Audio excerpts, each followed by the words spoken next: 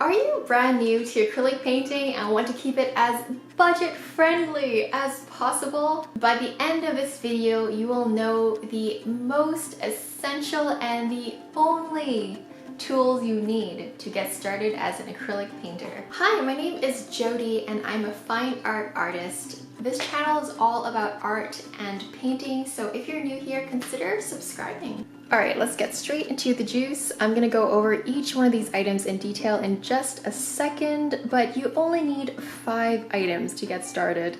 You can count all of these in one hand. Okay, so first things first, you need paint. Then you need your brushes, including a palette knife.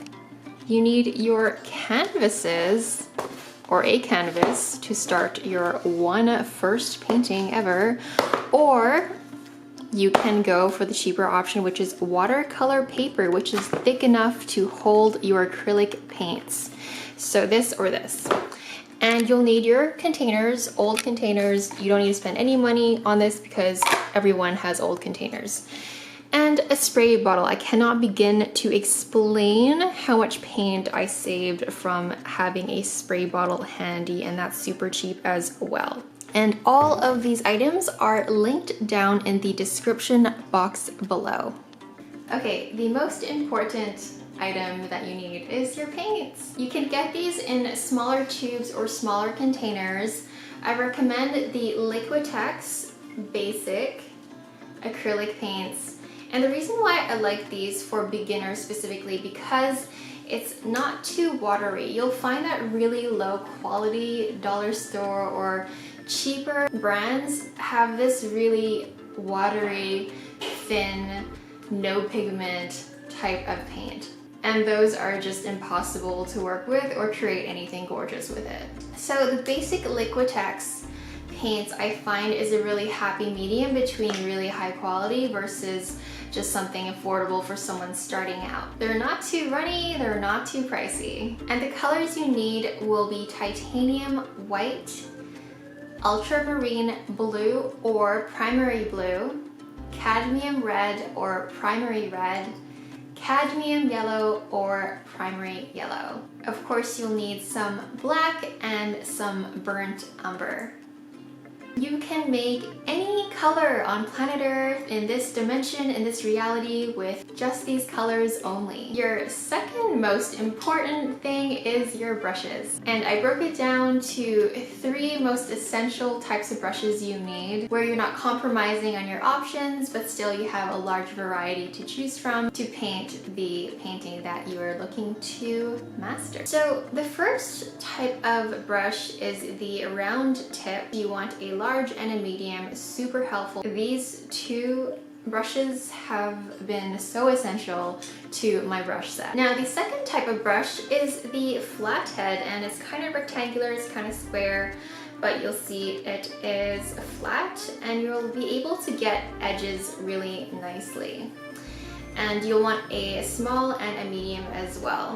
And then the absolute lifesavers for details and small little things on the painting is the tiniest little brush tip you can find for those really fine details like eyes and very specific details that you want in your painting is a really fine tip, small tip brush. Last 2 things is a nice fat wide brush to cover large areas. So useful, so handy. I don't know how I can live without this as an artist. And of course you need your palette knife to mix your paints with. We are teaching you guys in this video to use primary colors, and those are the most essential colors you need to start out as an acrylic painter, and the palette knife will help you mix the colors. For example, you can make your purples with red and blue, and it helps to mix your paint with a palette knife instead of a brush to get that cleaner, more solid color. Next thing you need are your water containers, any container, your old butter container, which is what I've been using for a while. As you can see, anything that you can find in your cupboard that you're not using anymore for the water to keep your paintbrushes wet, self-explanatory. So typically acrylic paints are painted on stretch canvases, and stretch canvases are essentially it is backed by these wood frames, and the canvas, the cloth is stretched over it. That's why it's called a stretch canvas, and it's a really awesome surface to paint your acrylic paintings on. Alternatively, if you want to stay even more in budget, you can find watercolor paper, which is a heavy enough type of paper where it can hold your acrylic painting just fine. And you can either get the super popular Canson watercolor paper, which is nice and thick, and you can rip each one of these pages out, or you can find a little sketchbook, which actually I highly recommend if you're just starting out. You can experiment on it all day long with this little sketchbook that is super portable. You can bring it around the house. You don't have to carry around a large canvas or even get an easel. And I just highly recommend it because it's so versatile. And as you can see, I have an acrylic painting in here. It's of my cat, and you can see it holds the paint perfectly fine, and the colors stay vibrant, and it is a solid painting. For the sketchbook paper, one of my paintings of Spider-Man, this one is actually done with the Canson paper I just showed you. This one is framed, and it is painted on one of these papers. So you can create absolute masterpieces with these watercolor papers. Last thing you need is your spray bottles. So these are super cheap. It's a plastic basic spray bottle. I like to have a small one because sometimes all you need is a quick few sprays here just to keep your canvas wet or your palette wet. I also use these ones for my bigger canvases, but whatever you got, whatever you can find, any spray bottle will save you so many dollars in acrylic paint.